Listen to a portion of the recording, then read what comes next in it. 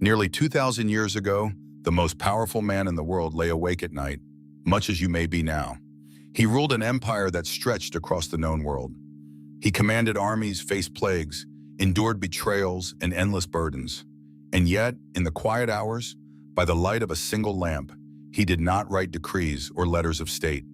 He wrote gentle reminders to himself, to stay calm, to be good, to keep his mind at peace. His name was Marcus Aurelius, and those private notes became one of the most beloved books ever written, the Meditations. What makes the Meditations so precious is that Marcus never meant for anyone to read them. They were not philosophy for an audience. They were a man talking to his own soul in the dark, trying to steady himself for the day ahead and to find peace at the end of it. And so, across 20 centuries, his words reach us not as lofty teaching, but as the intimate whisper of one tired soul to another.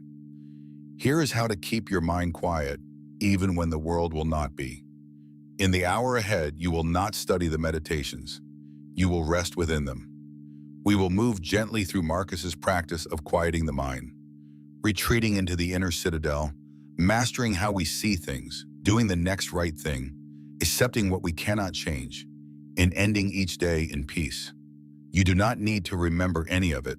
You do not need to trombone. Just slow your breath, let the day's burdens dissolve, and let the quiet voice of an emperor who longed for peace, just as you do, guide you gently toward rest. To understand the gentle power of the Meditations, we must first understand the man who wrote them and the strange and beautiful circumstances in which they were written. For this was no detached philosopher in a quiet study. This was the emperor of Rome writing to himself in stolen moments amid the chaos of war and rule, simply to keep his own mind at peace. Marcus Aurelius ruled from the year 161 to 180 during one of the most difficult periods in Roman history. Years marked by devastating wars on the frontiers, a terrible plague that swept through the empire, financial crisis, and personal loss. He had not sought power, it had been placed upon him, and he carried it not with the arrogance of a tyrant, but with the weary conscientiousness of a man trying every day to do what was right under an almost unbearable weight. He is remembered as the last of Rome's good emperors, and as a rare example of a ruler who held absolute power without being corrupted by it. The secret to how he managed this lay in those private writings. Late at night or in the early morning, often in a military camp on the empire's edge, Marcus would write to himself. Reminders, reflections, encouragements, corrections. He wrote not to instruct others, but to steady himself, to remind his own soul of the principles he wished to live by, to talk himself down from anger, from despair, from the thousand pressures of his position. The Meditations are, quite literally, the private journal of a man's lifelong effort to keep his own mind calm and good. This is what makes them so uniquely moving and so useful to us. They are not abstract theory. They are the real, intimate record of a human being struggling with the very things we all struggle with: frustration, anxiety, difficult people, loss, the fear of death, the longing for peace. And because Marcus wrote them only for himself, they are completely honest. We see him repeating the same lessons again and again because he, like us, kept forgetting them. We see a powerful man humbly reminding himself to be patient, to be kind, to let go. In his struggle, we recognize our own, and there is deep comfort in this recognition. If the emperor of Rome, with all his power, still had to remind himself daily to stay calm, to be good, to keep his mind at peace, then our own struggles are not failures, but simply part of being human. Marcus did not achieve a permanent, effortless serenity. He practiced it daily through these gentle reminders to himself. And that practice is available to us too. The quiet mind is not a gift we are born with, but a practice we return to again and again, just as he did. Tonight, you are joining a practice that an emperor used to find peace amid the greatest of pressures. You do not need power or learning or any special circumstance.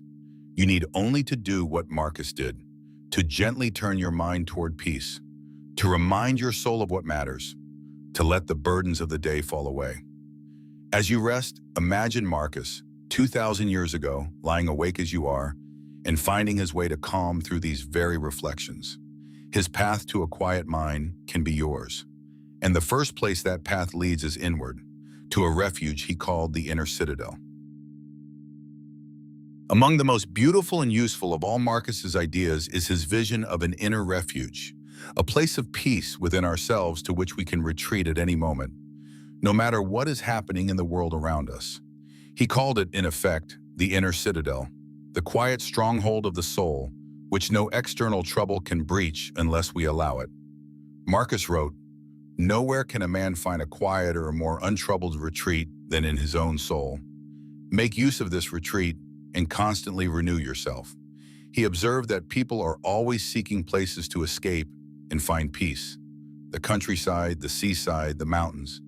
And he reminded himself that this longing for escape is foolish, because the truest retreat is always available, requiring no journey at all, the quiet refuge within our own minds. We carry our sanctuary with us everywhere we go. This was no idle fantasy for Marcus. As emperor, he could rarely escape his duties.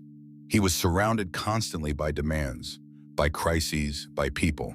He could not flee to a peaceful villa whenever the world overwhelmed him.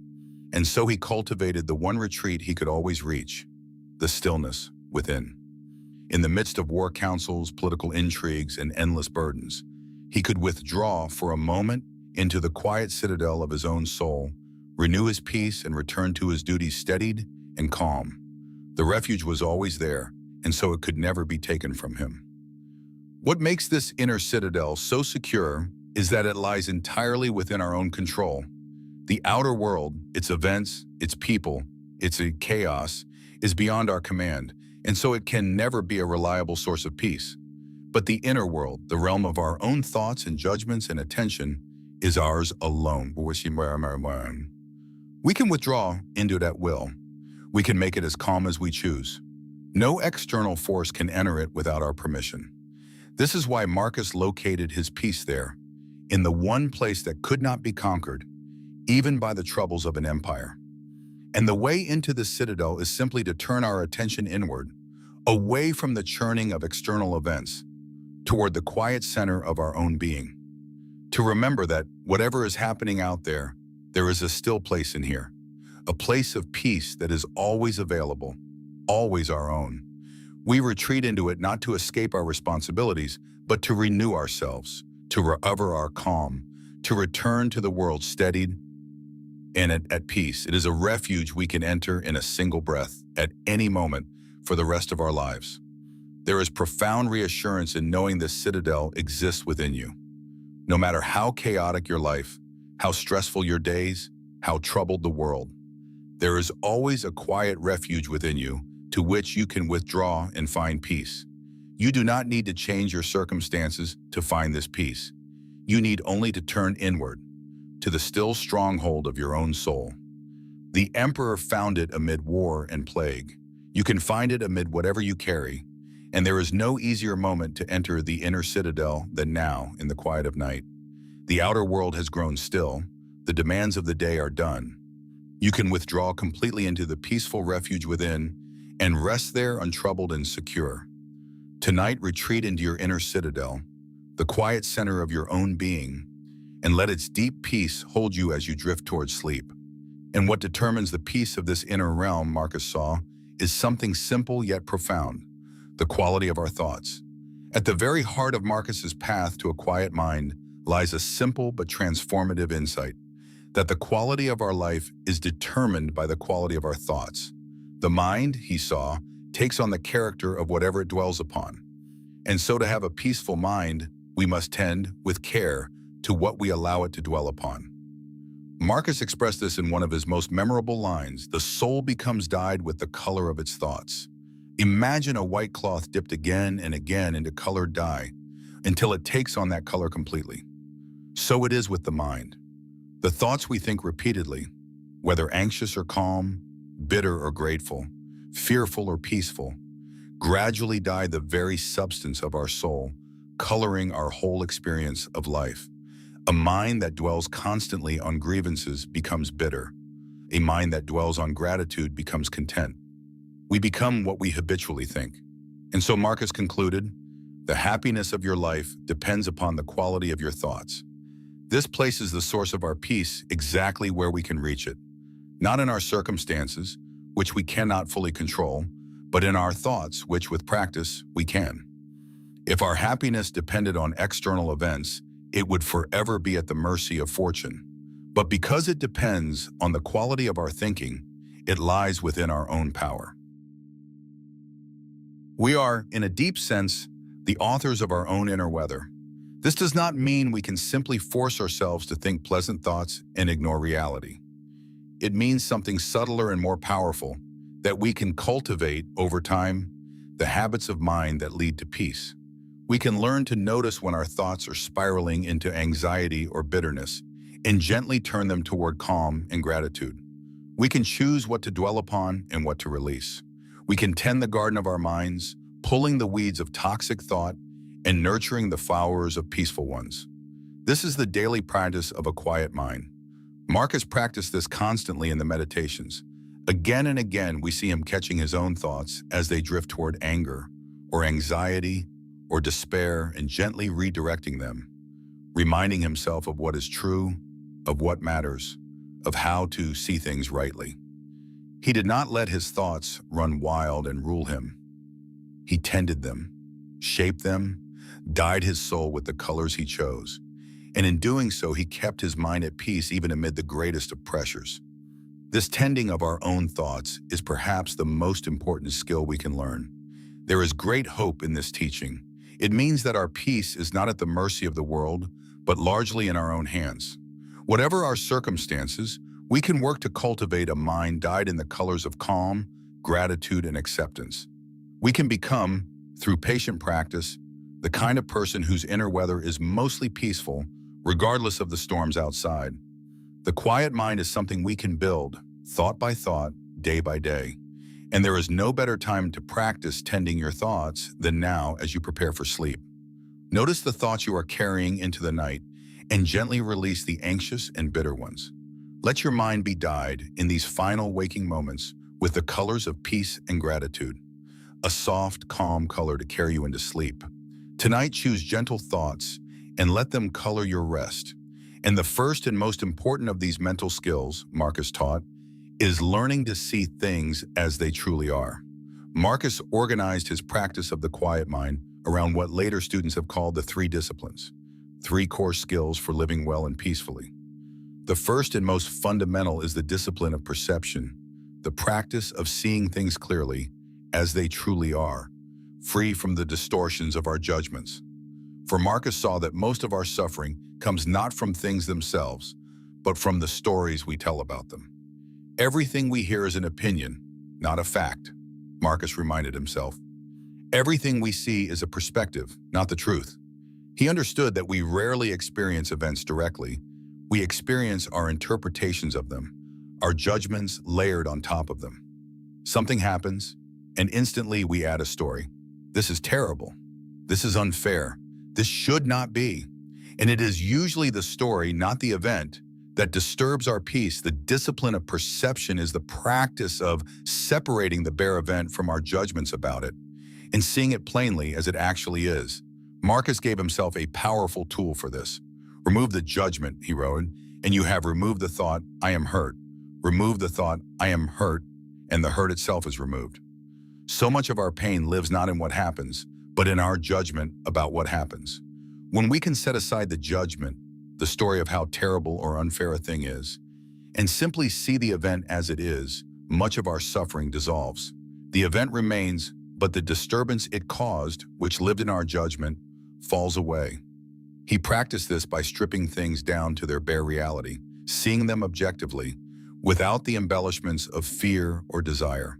When something seemed overwhelming, he would describe it plainly to himself, removing the dramatic story and leaving only the simple fact.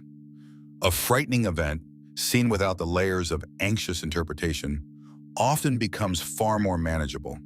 A coveted thing, seen without the glow of desire, loses its hold. By seeing clearly, free from distortion, Marcus kept his mind calm and his judgment sound. He met reality directly, rather than the frightening shadows his mind cast upon it. This discipline is profoundly practical for a quiet mind. So much of our nighttime anxiety comes from distorted perception, from catastrophic stories about the future, from bitter interpretations of the past, from judgments that magnify our troubles far beyond their real size. The discipline of perception invites us to step back from these stories and see things plainly. Is this really as terrible as my mind is telling me? What are the bare facts beneath my anxious interpretation? Often, when we strip away the story, we find that the reality is far more bearable than the fear. To practice this is to reclaim our peace from our own runaway judgments. We learn to notice when we are adding a distressing story to a neutral event and to gently set the story aside. We learn to see people and situations as they are, rather than through the distorting lenses of our fears and desires. We learn that we have far more power over our suffering than we thought, because so much of it lives in our perceptions, which we can learn to clarify. This is the first great skill of the quiet mind, to see clearly and so to suffer less. Tonight, practice the discipline of perception with whatever is troubling you. Notice the story your mind is telling and gently set it aside. See the bare reality without the anxious embellishments. You may find that, seeing clearly, your troubles are smaller and more manageable than the frightening stories about them. Let the distortions fall away and rest in the simple, calm clarity of seeing things as they are. And once we see clearly, the next discipline guides how we act. The second of Marcus's 3 disciplines is the discipline of action, the practice of acting rightly, doing what is in front of us with virtue and for the common good. For Marcus understood that a quiet mind comes not only from how we see and accept the world, but from how we act within it, from the deep peace of knowing we have done what is right. Marcus reminded himself again and again to simply do the task before him fully and well.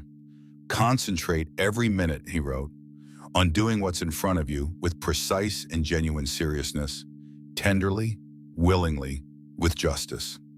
Rather than being overwhelmed by the vast and uncontrollable future or paralyzed by the enormity of his responsibilities, he brought his attention to the single task at hand and gave himself to it completely.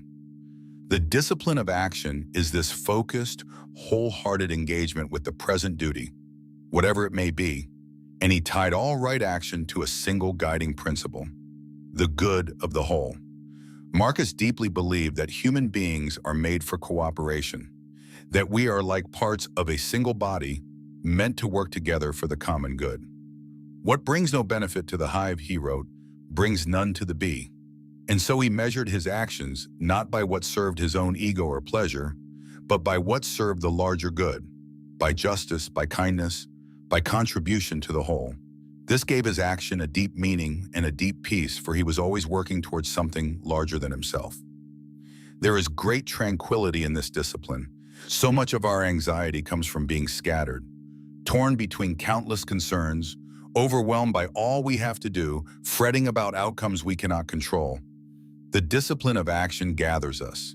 It says, do not be overwhelmed by everything. Simply do the next right thing. Well now, attend to the task before you, give it your full and genuine effort, act with virtue and for the good, and then release the outcome. There is a deep peace in this simplicity, in the focused doing of what is right, one task at a time. Marcus also found peace in locating his sense of worth in his actions rather than in their results. He could not control whether his efforts succeeded. The war, the plague, the empire's fate were largely beyond his command, but he could control whether he acted rightly, with virtue and full effort.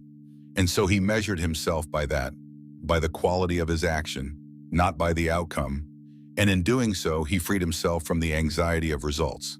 He famously reminded himself, waste no more time arguing about what a good man should be.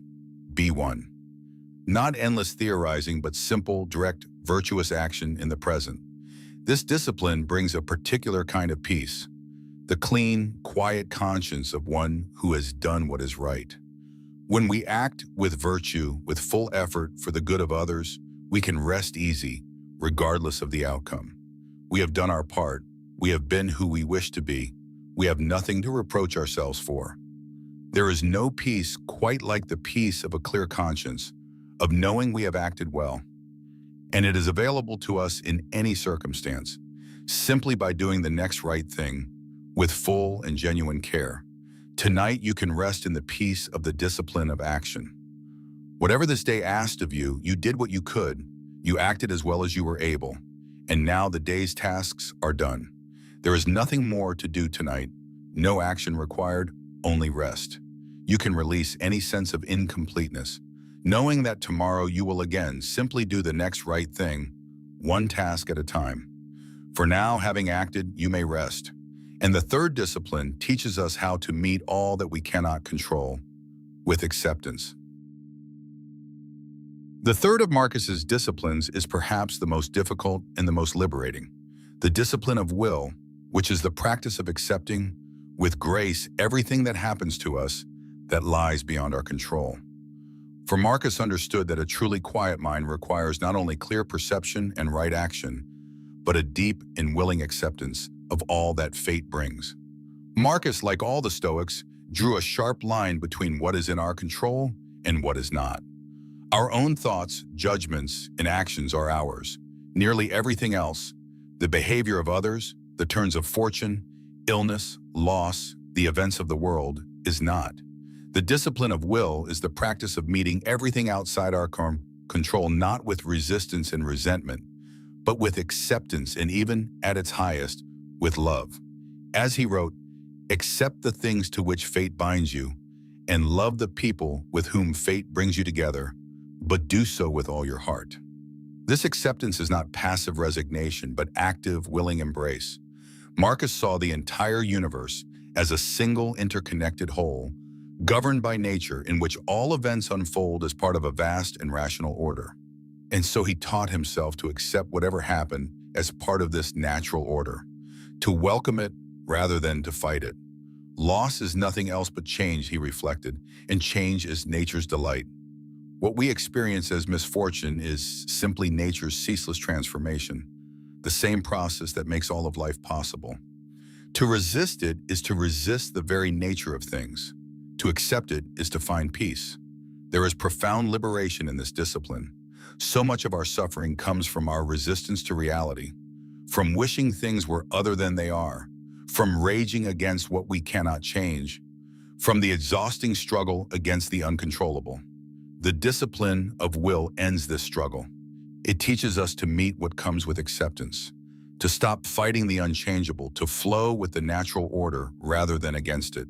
And in this acceptance, we find a deep and abiding peace, the peace of no longer being at war with reality. Marcus practiced this acceptance especially toward the two great sources of human distress, other people and the events of fortune. Toward others, he counseled acceptance and understanding rather than resentment, recognizing that people act according to their own nature and understanding, and that our peace need not depend on their behavior. Toward fortune, he counseled a calm acceptance of whatever came, success or failure, health or sickness, gain or loss, as part of the natural order, to be met with equanimity rather than with desperate clinging or bitter resistance. In both, the key was to release our grip on what we cannot control.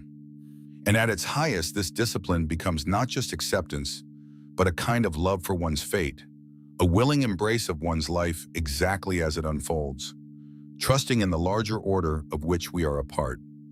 This is the deepest peace of all, to want what happens to happen, to meet each moment with a willing yes, to flow with the river of life rather than struggling against its current. It is the serenity of one who has made peace with reality itself. Tonight, practice the gentle discipline of will. Whatever happened today that you could not control, accept it now and let it go. Whatever lies ahead that you cannot command, release your grip on it and trust the unfolding of things. There is nothing to resist tonight, nothing to fight, nothing to control. There is only acceptance and the deep peace it brings. Let yourself accept this moment exactly as it is and rest in the serenity of no longer struggling against what is.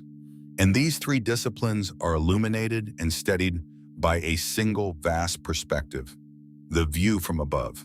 One of the most beautiful practices in all of Marcus's meditations is what we might call the view from above. The deliberate act of lifting our perspective in imagination to see our lives and troubles against the vast backdrop of the cosmos and of time. For Marcus found that when he rose in his mind to this great height, his worries shrank to their true and modest size, and his mind grew quiet. Marcus, who spent many nights under the open sky of military camps, often turned his gaze to the stars and let his perspective expand. Dwell on the beauty of life, he wrote. Watch the stars and see yourself running with them.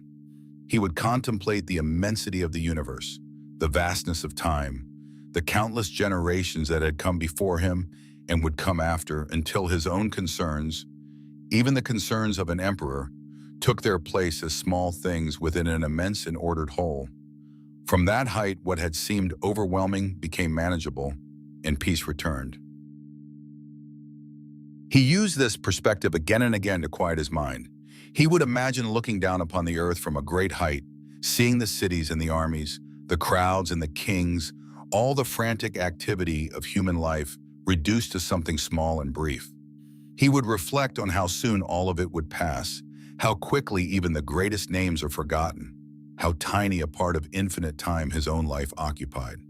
And in this vast perspective, the things that troubled him, the insults, the anxieties, the burdens, were restored to their true proportion, which is to say, very small indeed. This is not a perspective that makes life meaningless, but one that brings a deep and freeing calm. When we see our troubles against the immensity of the cosmos and the vastness of time, we stop magnifying them, stop letting them fill our entire field of vision. The worry that consumed us, the slight that stung us, the fear that gripped us, seen from the stars, they are revealed as the small and passing things they truly are. The view from above does not diminish what matters most. It simply burns away what does not, leaving us lighter and at peace. There is also a deep belonging in this perspective. For Marcus did not see himself as small and alone in an indifferent cosmos, but as a part of the great ordered whole, running with the stars, belonging to nature, woven into the vast and beautiful unfolding of all things. To contemplate the summa was, for him, not to feel insignificant, but to feel connected, to sense himself as a small but genuine part of something immense and magnificent. And in that belonging, there is a profound peace, a sense of being held within a vast and ordered universe. We can practice this same shift whenever our minds are troubled. We can lift our perspective in imagination above our immediate worries, to the scale of our whole life, of all human history, of the vast cosmos and the immensity of time. And from that height, we can look back at what was troubling us and see it restored to its true, modest size. The practice takes only a moment, and it can transform a churning mind into a calm one, simply by widening the frame. And tonight is a perfect time for the view from above. As you lie here in the dark, imagine yourself rising gently above your room, your city, your country, until you see the whole earth turning quietly in the vastness of space, beneath the same stars Marcus watched 2,000 years ago. From this height, let your troubles grow small and your mind grow calm. See yourself as Marcus did, running with the stars, a small and beautiful part of the immense and ordered cosmos, and let that vast perspective carry you gently toward rest. And from this height, we see clearly one of the deepest truths of all, that everything is always changing. Running throughout the meditations is Marcus's deep contemplation of impermanence, the ceaseless change that moves through all things. He returned to this theme again and again, not with sorrow, but with a kind of calm acceptance and even wonder. For Marcus understood that to make peace with change is to make peace with the very nature of existence and to find a quiet mind in the midst of life's endless flux. Time is a sort of river of passing events, Marcus wrote, and strong as its current. No sooner is a thing brought to sight than it is swept by and another takes its place, and this too will be swept away. He saw all of existence as a great river of constant change. Events arising and passing, things coming into being and dissolving, the whole world in ceaseless transformation. Nothing stays, everything flows. The world we wake to each morning is never quite the same world we knew before. For many, this constant change is a source of anxiety and grief. We cling to things, to people, to circumstances, and we suffer when they inevitably change or pass away. But Marcus taught himself to see change differently, not as loss to be mourned, but as the natural and even beautiful order of things. Loss is nothing else but change, and change is nature's delight. The same change that takes things away also brings new things into being. The same river that sweeps away one moment brings the next. Change is not the enemy of life, it is the very process of life itself. This acceptance of impermanence brings a deep peace. When we stop fighting the fact that everything changes, when we stop desperately clinging to what is passing, we are freed from a great source of suffering. We can hold things more lightly, love them while they are here, and release them when their time comes, knowing that change is simply the way of all things. We stop demanding permanence from a world built on flux, and we find peace in flowing with the river rather than struggling against its current. There is also a strange comfort in impermanence, especially when we are suffering. For just as good times pass, so too do hard times. The river of change carries away our troubles as surely as our joys. No difficulty is permanent. No pain lasts forever. This too shall pass. When we are in the midst of struggle, the truth of impermanence reminds us that it will not last, that change will come, that the river will carry us onward to new shores. In this way, the very impermanence that can frighten us also consoles us.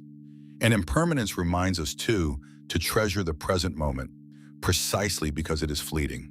Because nothing lasts, each moment becomes precious, unrepeatable, worthy of our full attention. The very transience of things is what makes them beautiful. The sunset more lovely because it fades. This quiet evening more precious because it will not come again. To contemplate impermanence is not only to make peace with loss, but to fall more deeply in love with the fleeting beauty of the present. Tonight, you can rest in gentle acceptance of the river of change. Let the day that is ending be carried away by the current, as all days are. Release whatever you have been clinging to, knowing that all things flow and pass. And take comfort in knowing that whatever troubles you carry are also impermanent, also flowing away on the river of time. Rest in the natural flow of change, and let it carry you peacefully towards sleep. And within this river of change, Marcus found, the greatest test of our peace is other people. Of all the things that disturb our peace, none is more constant than other people. And Marcus, who dealt daily with the most difficult of people, flatterers, schemers, rivals, and fools, devoted much of the meditations to the art of keeping a quiet mind amid the friction of human relationships. His wisdom here is among the most practical and useful he offers us. Marcus had a remarkable practice for beginning each day. He would prepare himself in advance for the difficult people he was likely to meet.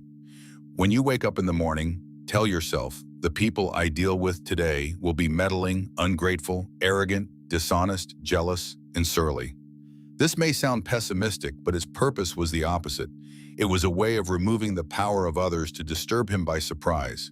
If he expected difficulty, he could meet it with patience rather than shock and anger. He disarmed his own irritation in advance by refusing to be surprised by human nature. But Marcus went deeper than mere preparation. He cultivated genuine understanding and compassion toward difficult people.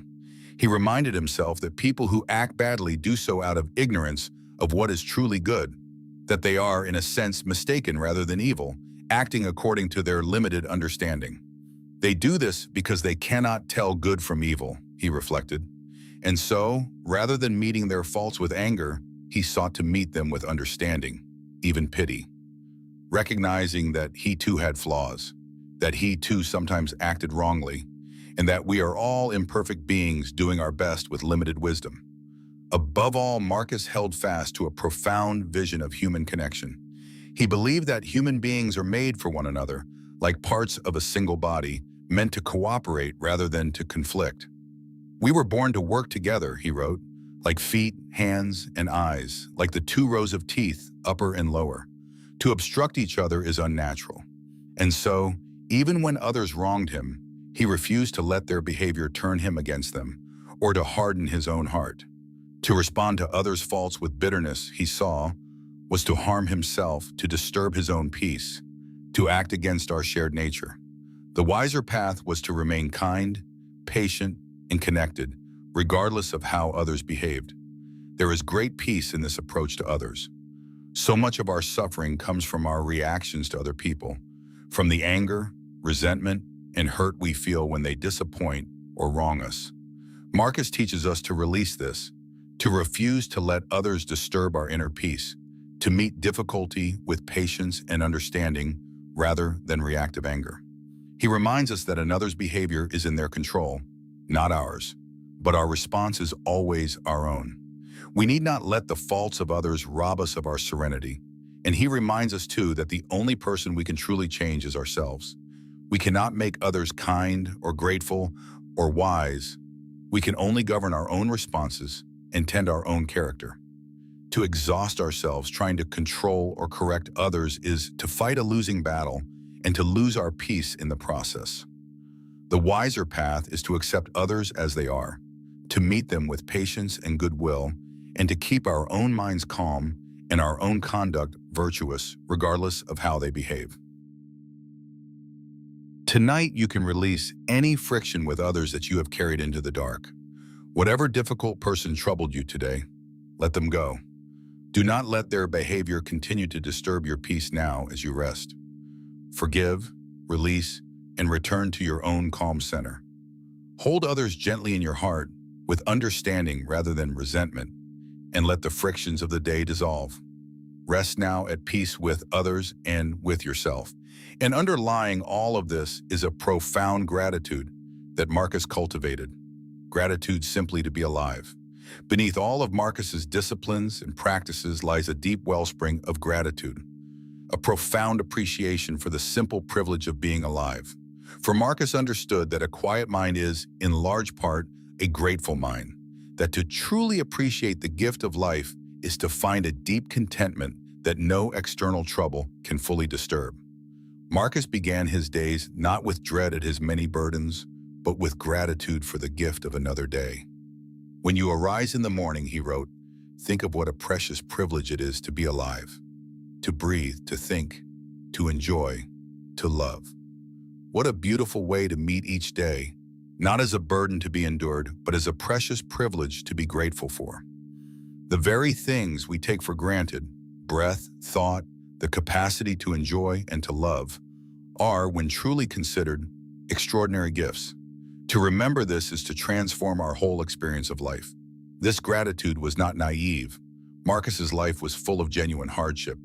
He did not pretend that life was free of difficulty. Rather, he chose to focus on the gifts amid the difficulties, to appreciate the good that was present rather than fixating only on the troubles. He cultivated the habit of noticing and giving thanks for what was good, the people in his life, the beauty of the world, the simple pleasures of existence, the opportunity to do good and to grow. And this habit of gratitude colored his whole experience, dyeing his soul, as he would say, in the warm colors of contentment. Marcus also found a deep appreciation in contemplating the beauty of ordinary things. He had a remarkable capacity to find beauty, even in the humble and overlooked, the way bread cracks as it bakes, the way ripe fruit splits, the natural grace of ordinary creatures. He saw that for one with the eyes to see, the world is full of quiet beauty, even in its most common moments. This appreciation of ordinary beauty is a great source of peace, for it means that beauty and gratitude, dharma, are always available to us in the simplest things, requiring no special circumstance to enjoy. There is profound peace in cultivating this gratitude. So much of our discontent comes from focusing on what we lack, what is wrong, what troubles us, from taking the good for granted while fixating on the bad. Gratitude reverses this. It turns our attention to the gifts that are always present, the blessings we usually overlook, the simple privilege of being alive. And a grateful heart is a peaceful heart, content with what is, rather than perpetually restless for what is not. To practice gratitude is to practice peace, and gratitude is a natural companion of all Marcus's other practices. When we see clearly, we see how much there is to be grateful for. When we accept what comes, we can find the gift even in difficulty. When we live in the present, we can appreciate the beauty of the moment. Gratitude weaves through the whole practice of the quiet mind, warming it, sweetening it, turning the disciplines of philosophy into a genuine love of life. The quiet mind is not merely calm. At its best, it is quietly grateful and content. Tonight, let gratitude fill your heart as you prepare for sleep. Think of the simple privilege of being alive, of breathing, of resting, of having lived another day. Recall a few good things from your day, however small, and give thanks for them. Appreciate the simple comfort of lying down to rest, the gift of this quiet moment, the wonder of being alive at all. Let a grateful, contented peace settle over you and carry you gently towards sleep. And all of these practices come together in the daily rhythm Marcus used to keep his mind quiet, a rhythm we can make our own. What made Marcus's philosophy so effective was that it was not merely a set of ideas, but a daily practice, a rhythm of reflection woven into the beginning and end of each day. The meditations themselves are the fruit of this practice, and by understanding the rhythm Marcus followed, we can make it our own and bring the same quiet steadiness to our own lives. Marcus began each day with a kind of morning preparation. Before stepping into the demands of his role, he would ready his mind, reminding himself of the principles he wished to live by, preparing for the difficulties he might face, setting his intention to act with virtue and to keep his peace. At dawn, when you have trouble getting out of bed, tell yourself, I have to go to work as a human being. What do I have to complain of if I'm going to do what I was born for? This morning practice meant that he entered each day grounded, prepared, and centered, rather than being swept up unprepared into its chaos. Throughout the day, he practiced returning to his principles, catching his mind when it drifted toward anger or anxiety, retreating into his inner citadel to renew his calm, applying the disciplines of perception, action, and will to whatever arose. The practice was not a single morning ritual, but a continual returning throughout the day to the quiet center, again and again redirecting his own mind toward peace, virtue, and clear seeing. Like all of us, he forgot and remembered, drifted and returned countless times each day. The practice was simply this faithful returning.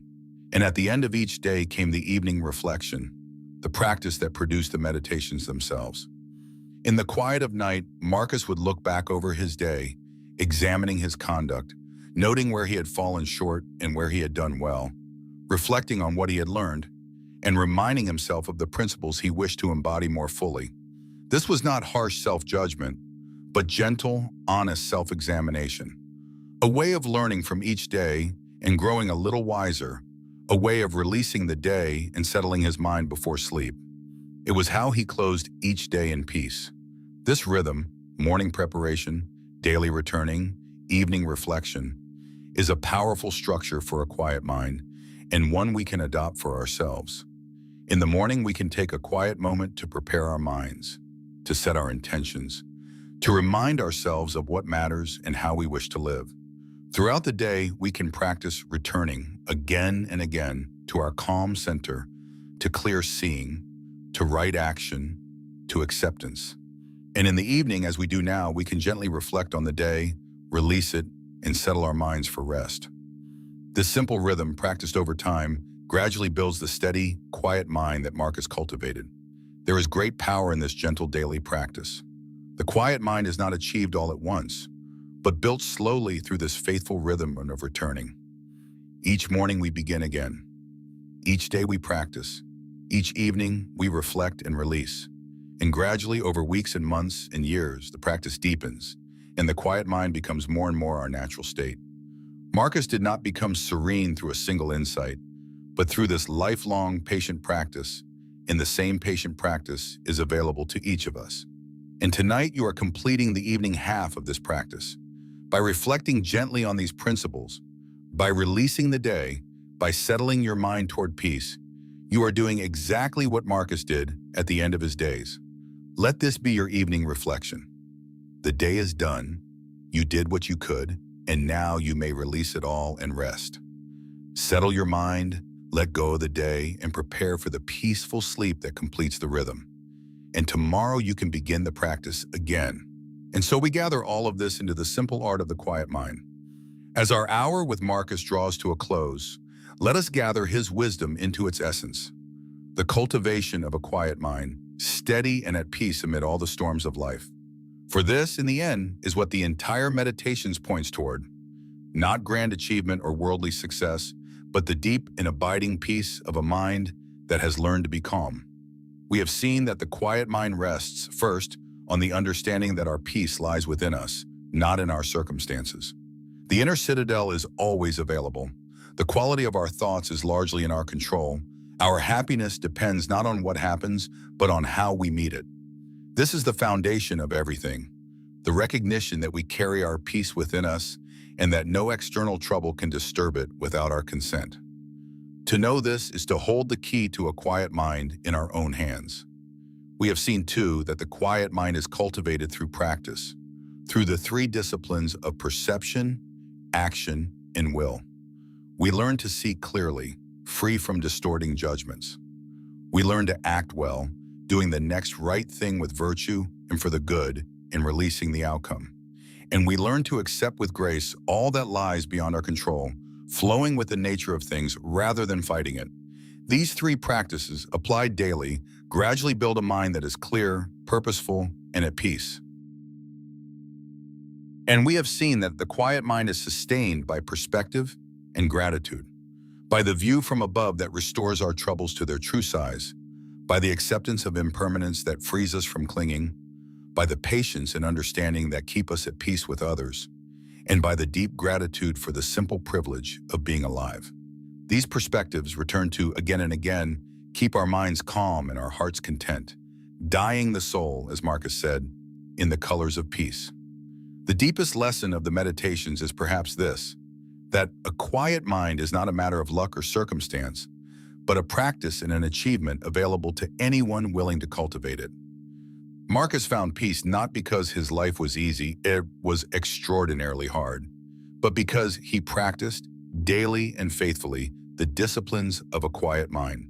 And if the Emperor of Rome could find peace amid war and plague and the crushing burdens of empire, then we too can find peace amid our own struggles through the same patient practice.